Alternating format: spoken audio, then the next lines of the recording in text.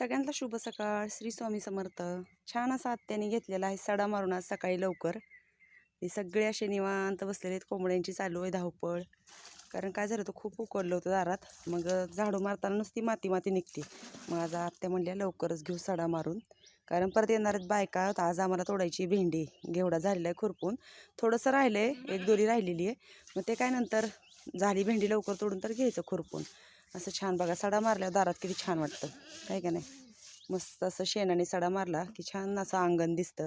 आणि आज स्वयंपाकामध्ये मला बनवायची आहे फ्लावरची भाजी. मी फ्लावर नीट करून ठेवलेला आहे. इकडे बघा छान असा पांढरा शुभ्र फ्लावर आहे. खराब बिलकुल नाही. काल मामाने ह्याच्यामधून आणला होता, गावातून येताना आणला होता. इकडे छान असं मी ठेवलेलं आहे दूध गरम करायला. आणि आत्या बघा इकडे पण चालू आहे आत्यांचं थोडंसं काम. तुळशीचं जवळचं पण आत्याने ते काय आज हाताने नाही घेतलं. खूप वेळ जातो मग हाताने घ्यायचं म्हटलं की. तुळसच बदलायची आम्हाला, ती आता जरा सुकून गेलेली आहे. मग दुसरं नवीन रोप लावायचं आहे. आणि ती सुकून नाही गेली तर जास्त शेळ्यांनी खाऊन टाकली.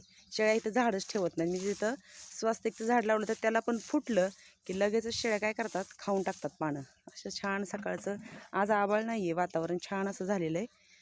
जा बघा किती सारवलं किती छान दिसतं. मस्त असं उद्या मग गुरुवारला पूजेला छान असं रांगोळी वगैरे काढता येते. तर अंगण पण किती छान झालं बघा. तर आता बायका येतील लवकर, दोघीजणी पटपट आवरतं. तिकडे शेळ्या अशा निवांत बसलेल्या आहेत. मामा गेलेत दारं धरायला, हे सगळे बाहेर काढलेत. बहुतेक आमच्या चिमीला थोडंसं बरं वाटत नाही, कारण आज काही खेळ नाही चालू तिचा. ते बाकीचे पण सगळे निवांत बसलेत. तर असं असतं सगळं सकाळचं गावाकडचं. एक एक एक एक कामं उरकायची. बायका असले की जरा लवकरच उरकावं लागतं.